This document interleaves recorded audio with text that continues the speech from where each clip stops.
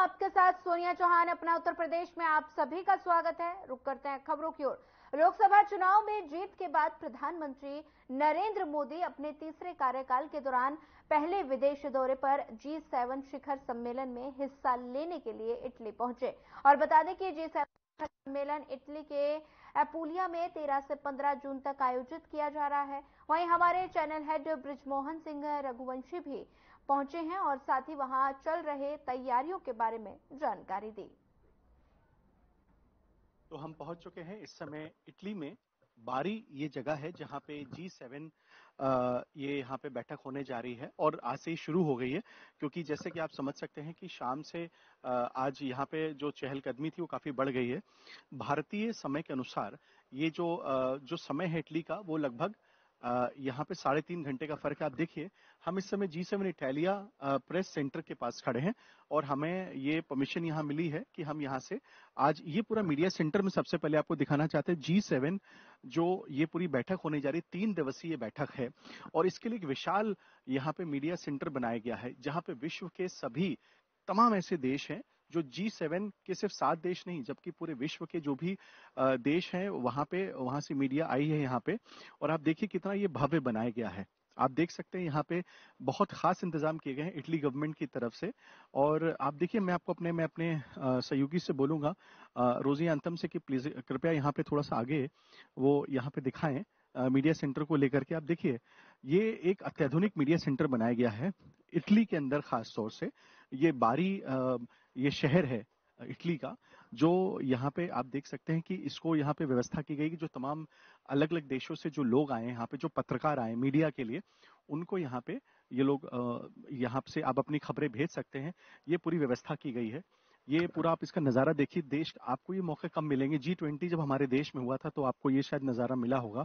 आप जब देख रहे होंगे तमाम ऐसे देशों के जो पत्रकार हैं वो अपना काम कर रहे हैं, यहाँ से खबरें भेज रहे हैं। आप देखिए, ये एक यहाँ का आयोजन, ये यहाँ पे एक व्यवस्था की गई है इटली सरकार की तरफ से। तमाम ऐसे देश जो उन्होंने अपने पत्रकारों को यहाँ पे भेजा है और G7 के बारे में ये सभी पत्रकार यहाँ पे काम कर रहे हैं, अपनी अपनी खबरें भेज रहे हैं। ये सारे पत्रकार, ये इनका यहाँ पे काम है और ये पूरा मीडिया सेंटर बनाया गया। आप देखिए, मैं अपने सहयोगी से बोलूंगा कि कृपया वो यहाँ पे आए। वो यहाँ पे देख सकते हैं कि ये यहाँ पे खबरें यहाँ से भेजी जा रही हैं और विश्व के तमाम वो न्यूज़ चैनल्स हैं जिनको आप देख सकते हैं, जैसे CNN है। आप देख सकते हैं कि वो लोग यहाँ से अपनी खबरें भेज रहे हैं। और देखिए, ये पूरी व्यवस्था की गई क्योंकि 3 दिवसीय ये पूरी बैठक है। 7 देश पूरे जो G7 समिट जिसको हम बोलते हैं, वो इसको पूरा आयोजन यहाँ पे हो रहा है। जो आयोजन हो रहा है वो लगभग 70 किलोमीटर यहाँ से है, लेकिन मीडिया के लिए खास तौर से मैं चाहूंगा कि देखिए, ये वो तमाम वो न्यूज चैनल्स भी यहाँ दिखाए जा रहे हैं।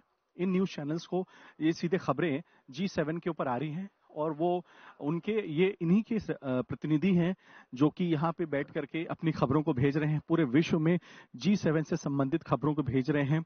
आप देखिए, और कितनी शांति से यहाँ पे काम हो रहा है।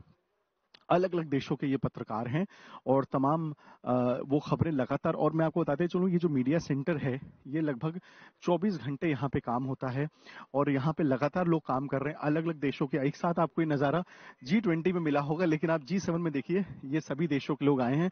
हम आपको और विस्तार से बताते रहेंगे। तो आप देखिए, ये वो पूरी व्यवस्था, जैसे हम आपको बता रहे थे कि इंटरनेशनल मीडिया सेंटर यहाँ बनाया गया है। यहाँ पे आपको जब भी कोई काम करना है, वो खबरें आपको भेजनी है, तो आप देखिए यहाँ पे ये सभी जर्नलिस्ट हैं, ये यहाँ पे आए हुए हैं यहाँ पे, और वो तमाम अपने देशों से अपने प्रतिनिधि यहाँ पे आए हुए हैं।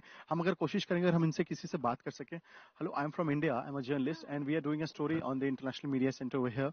सो you just want to for the viewers of India, so from which country do you representing over here for the media centre to cover? From Brazil, Okay, and which channel you are from? Brazil? Record TV. So, how do you feel about this G7 summit you're covering over here? How do you like about the arrangements over here? And what do you like to say about the G7 summit? What is new is going to be happening for this 3 days meeting actually? Wow. Well, the coverage is being pretty challenging for us journalists. I don't know if you're feeling it, but it's not a big city, so you don't have much structure for us. Like everything is very far away, and the leaders are isolated on like 100 kilometers from here, so it's very difficult for us to reach. Of course, there is the security reasons, we understand this, but it's that's the reason it's very challenging for us to get the news. So we are here in the media center. We get the transmission, official transmission from the G7 crew, but it's, difficult. And we are hoping tomorrow to have access to what our president will say. We have he has a bilateral meeting with your prime minister. So we are very, looking forward to know how is it going.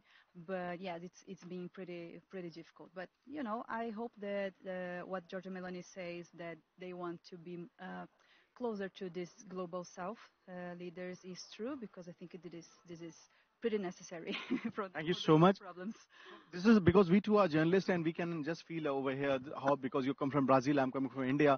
So we definitely, I also felt over here that the places over here is quite far, 70 kilometers away, the main media centers over there where the meetings have been taken. But this is about journalism. People may think that we are on the screen and we are just like stars, but no, it is such a, we are way over here. We are not, I don't think so you've been eaten or had something because you're doing I was seeing that you were covering your whole story over here and you're doing, so this is about journalism. So ये है, आप देख सकते हैं पत्रकारिता. Thank you so much for talking to us. तो आप देख सकते हैं कि यही यहाँ पे ये सारे पत्रकारों को यहाँ पे ये काम मिला है और सब लोग यहाँ पे काम कर रहे हैं. आसान नहीं है पत्रकारिता. आपको लगता होगा कि हम लोग देश घूम रहे हैं, लेकिन इतना आसान नहीं है. आप देखिए यहाँ पे ये सारी व्यवस्थाएं की गई हैं. मैं चाहता हूं कि अपनी रोजी अंतम से, अपनी सहयोगी से, कि कृपया थोड़ा आगे से आए. आप देखिए ये पूरा व्यू है. यहाँ पे ये सारा लाइव कवरेजेस हो रहा है. ये बड़ी स्क्रीन टीवीज लगाई गई हैं. मैं चाहता हूं कि वो आप स्क्रीन टीवीज को भी जरूर दिखाएं. यहाँ पे आप देखिए, यहाँ पे वो स्क्रीन टीवीज लगाई गई हैं जहां से आप ये अपनी न्यूज को देख सकते हैं. यहाँ पे सब लोग कर रहे हैं और बहुत ही शांति से यहाँ काम हो रहा है. इस बहुत जगह से यहाँ पे अच्छा सा ये पूरी व्यवस्था की. कोई यहाँ पे शोर शराबा कोई ऐसी चीज नहीं है. यहाँ पे लोग बहुत शांति से काम कर रहे हैं. अलग अलग लोग यहाँ पे आए हुए हैं, अपने देशों से आए, वो रिप्रेजेंट कर रहे हैं यहाँ पे और वो अपना काम कर रहे हैं. ये है मीडिया, इंटरनेशनल मीडिया सेंटर. लेकिन आपको जैसे सुना कि वो जो पत्रकार है वो कह रही कि बहुत सारी जो यहाँ पे जहाँ पे आयोजन हो रहा है वो काफी दूर है यहाँ से. दिक्कतें भी होती हैं पत्रकारों को. इतना आसान नहीं होता है. जब हम दूसरे देश में आते हैं तो हमें बहुत सारी समस्याएं भी होती हैं, लेकिन इसी का नाम पत्रकारिता है. हमें करना पड़ता है, हमें काम करना पड़ता है, लोगों तक, जनता तक अपनी बात को पहुंचाना है, उनको सच दिखाना है. क्योंकि देश में जो हिंदुस्तान में बैठे हुए जो हमारे दर्शक हैं उनके लिए ये कहीं ना कहीं अपने आप से वो भी इंतजार करेंगे कि हमारे देश के प्रधानमंत्री श्री नरेंद्र मोदी जी अपनी पहली विदेश यात्रा कर रहे हैं. ये यहाँ पे आप देखिए, यहाँ पे सारा आयोजन किया गया है और कहीं ना कहीं आप देखिए कि ये आज से शुरुआत हो चुकी है. टेलीविजन स्क्रीन आप देखिए. मैं दोबारा अपनी सहयोगी रोजी अंतम से बोलूंगा कि कृपया वो यहाँ पे दिखाएं कि इस तरह से यहाँ पे टीवी स्क्रीन लगे हैं. लोग लगातार यहाँ काम कर रहे हैं और बहुत मुश्किल होता है पत्रकारिता. G7 समिट को कवर करने हम लोग यहाँ पे आए हैं. काम पहले है, खाना पीना सब कुछ बाद में है, लेकिन हम आप तक अपनी खबरें पहुंचाते रहेंगे.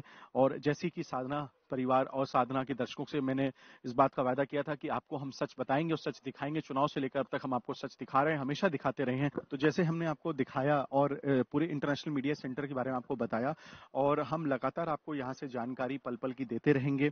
और जैसा हमने आपसे बताया था कि इतना आसान नहीं है आपको खबरें पहुंचाना, लेकिन साधना पूरी कोशिश करेगा कि आप तक को अपनी सारी खबरें बताए.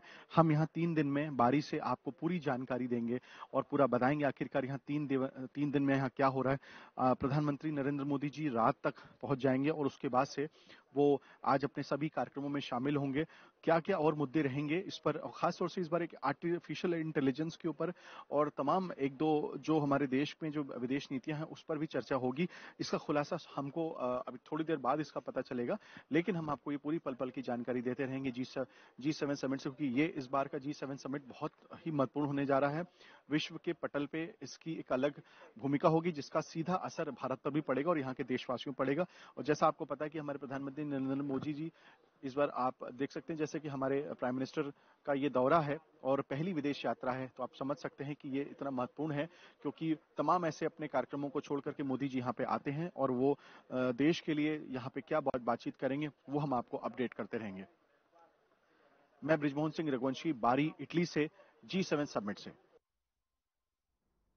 इटली के अपूलिया में G7 समिट का आयोजन हो रहा है और इस समिट में शामिल होने के लिए प्रधानमंत्री नरेंद्र मोदी इटली पहुंचे हैं और इसी के साथ पीएम मोदी इटली के प्रधानमंत्री से द्विपक्षीय बातचीत भी करेंगे. G7 के लिए इटली पहुंचे प्रधानमंत्री नरेंद्र मोदी G7 शिखर सम्मेलन में शामिल होंगे. प्रधानमंत्री नरेंद्र मोदी और इटली के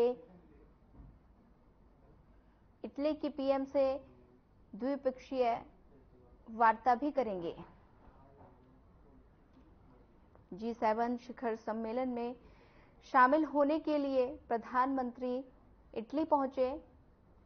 G7 शिखर सम्मेलन में शामिल होंगे और साथ ही इटली की पीएम से द्विपक्षीय वार्ता भी करेंगे।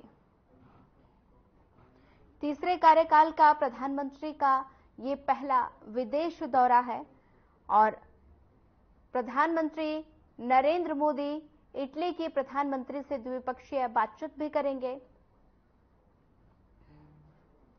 G7 शिखर सम्मेलन में शामिल होंगे प्रधानमंत्री नरेंद्र मोदी, इटली के पीएम से करेंगे द्विपक्षीय वार्ता। प्रधानमंत्री नरेंद्र मोदी इटली पहुंचे। G7 शिखर सम्मेलन में शामिल होने के लिए इटली पहुंचे प्रधानमंत्री नरेंद्र मोदी। तीसरे कार्यकाल का प्रधानमंत्री नरेंद्र मोदी का ये पहला विदेश दौरा है।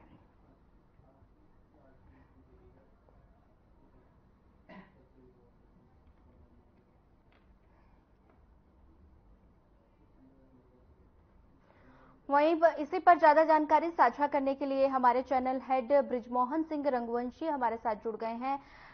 सर, पहले तो आपका इस जानकारी के लिए स्वागत करती हूं। सबसे पहले मेरा सीधा सवाल है सर, G7 शिखर सम्मेलन में भारत की ये 11वीं भागीदारी है और जबकि प्रधानमंत्री नरेंद्र मोदी लगातार 5वीं बार G7 शिखर सम्मेलन का हिस्सा बनेंगे, भारत के लिए कितनी बड़ी उपलब्धि? निश्चित रूप से देखिए, मैं आपको बताऊं सोनिया कि ये अपने आप में बहुत बड़ी उपलब्धि की बात है और खास तौर से प्रधानमंत्री नरेंद्र मोदी जी का शपथ ग्रहण समारोह के मात्र 3 दिन के बाद आप समझ सकते हैं इनकी इतनी, जबकि शपथ ग्रहण के बाद तमाम उनके पास, क्योंकि 100 दिन की उन्होंने अपनी कार्य योजना चुनाव से पहले बता रखी थी कि हम ये पूरी कार्य योजना रखेंगे और अपना काम शुरू कर देंगे, क्योंकि आश्वस्त थे वो कि इस देश की जनता ने के लिए उन्होंने जो मेहनत और काम किया है उनके लिए वो निश्चित रूप से उनको वापस सत्ता में लेकर के आएगी।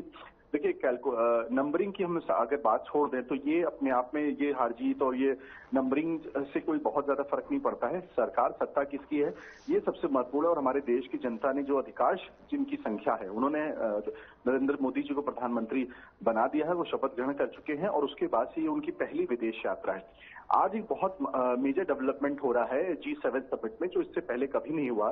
पहली बार यहाँ पे वेटिकन सिटी से पोप, जो यहाँ के ईसाई धर्मगुरु हैं, विश्व के सबसे ज्यादा सम्मानित जिनका पद है ईसाइयों में, वो आज यहाँ पे G7 समिट में है।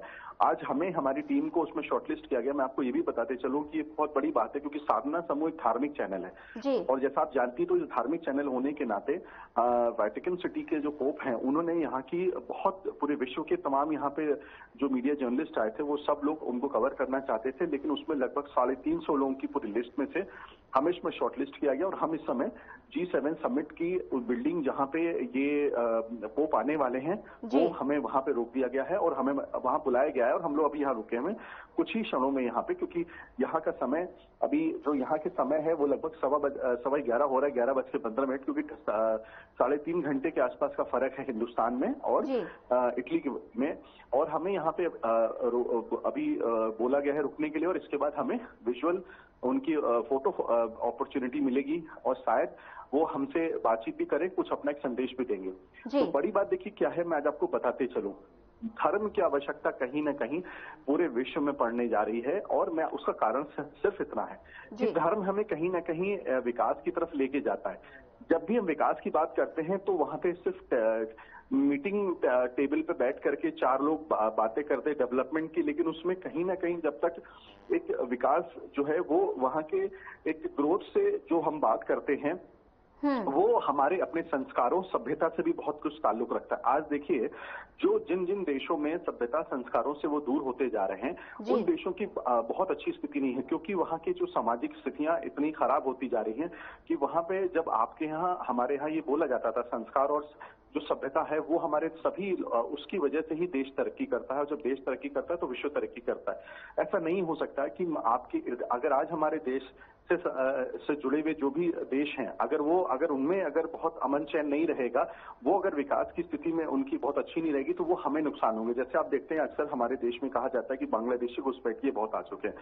बाहर के देशों के लोग, इसीलिए हमारे यहाँ कई ऐसे कानून आदरणीय गृह मंत्री जी ने बनाए हैं जिसके चलते हमारे देश में वो बाहरी घुसपैठियों पर रोक लगाई जा रही है। लेकिन वो रोक इसलिए लगाई जा रही है क्योंकि लेकिन हमारे विपक्षी दलों ने बोला कि बहुत सारे ऐसे शरणार्थी हैं जिनको जरूरत होती है तो मानवीय दृष्टिकोण से हमें उनको अपने देश में लेना चाहिए। लेकिन मैं आपको बताऊं, इससे क्या होता है कि ऐसे लोग जो खुद यहाँ पे अपने देश से भाग करके आते हैं, या वो यहाँ पर भी यहाँ की सामाजिक स्थिति को खराब करते हैं, तो क्योंकि वो सभ्यता और संस्कार से दूर होते हैं।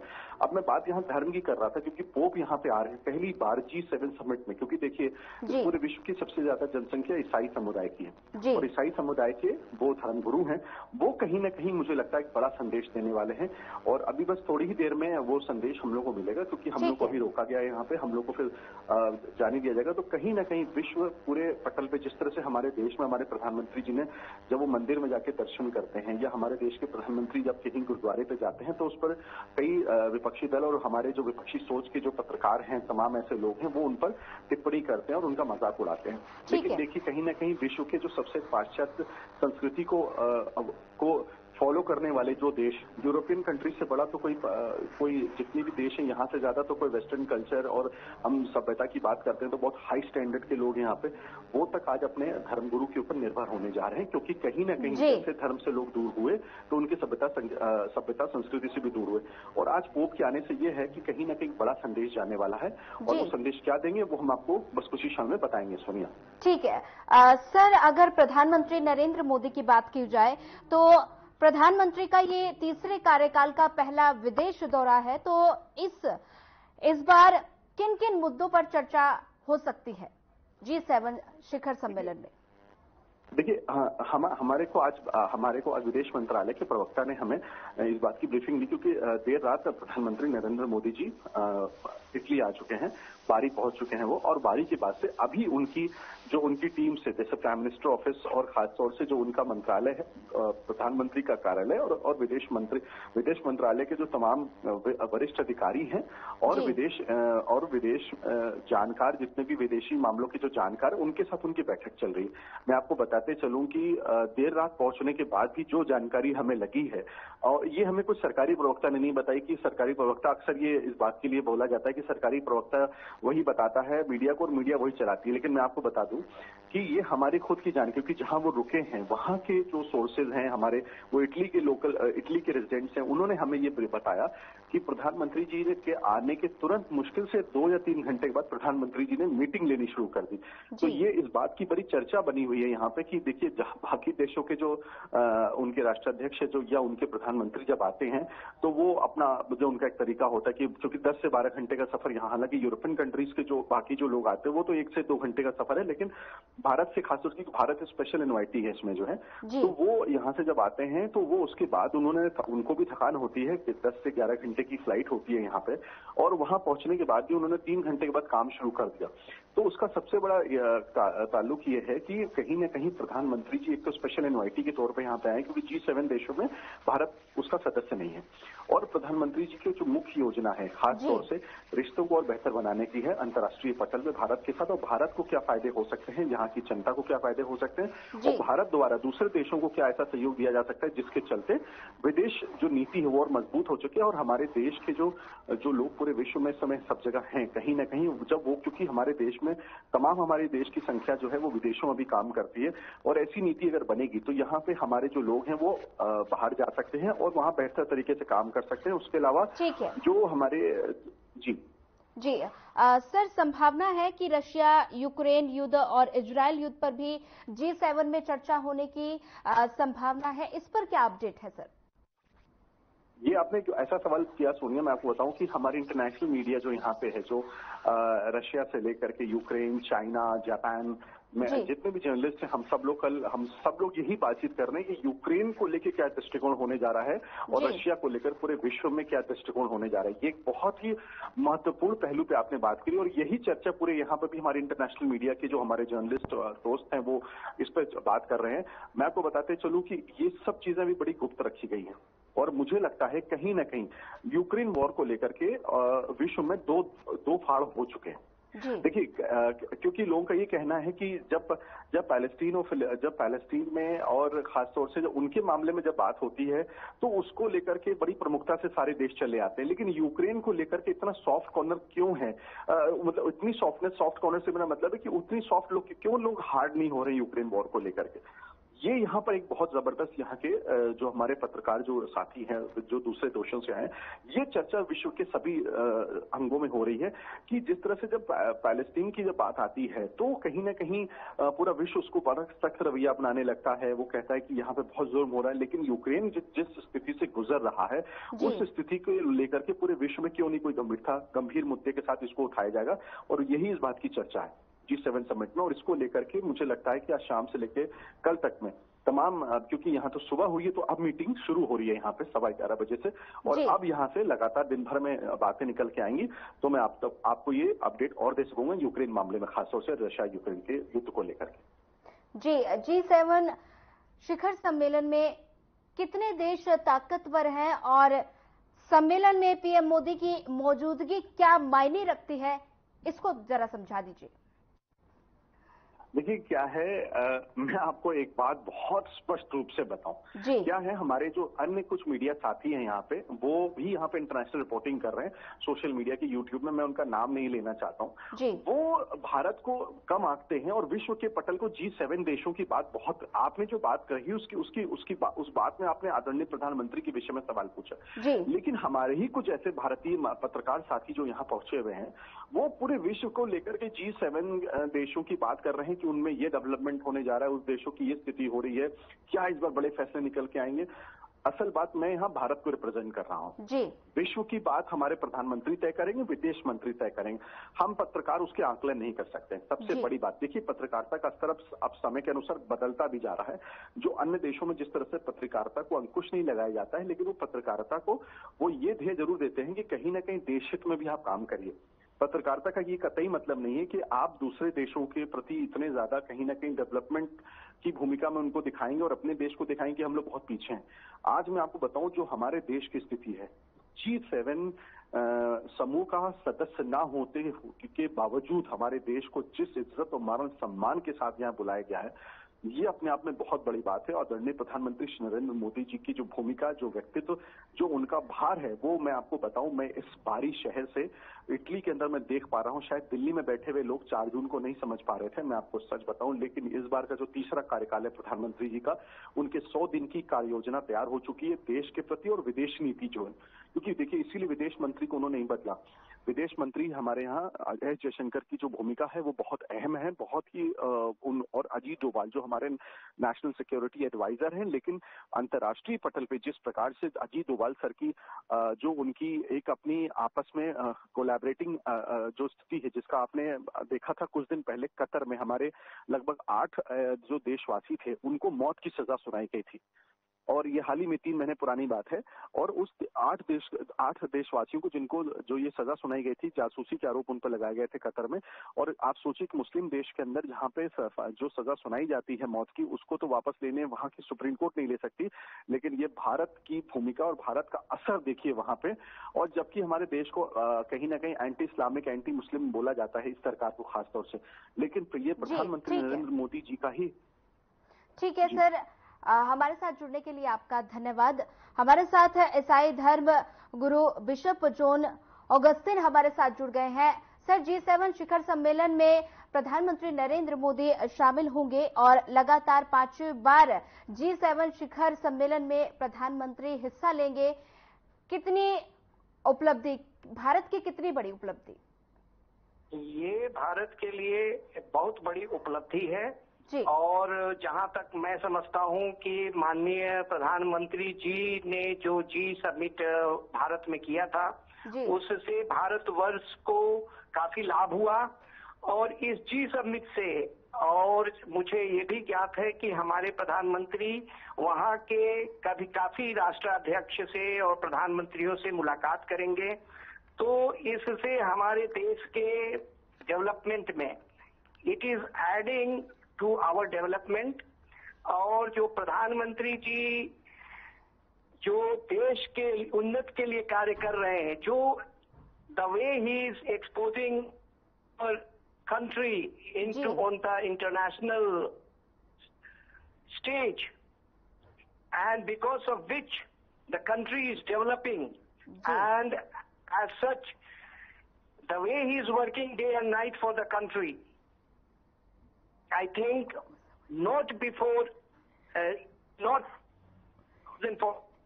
much before the time ji.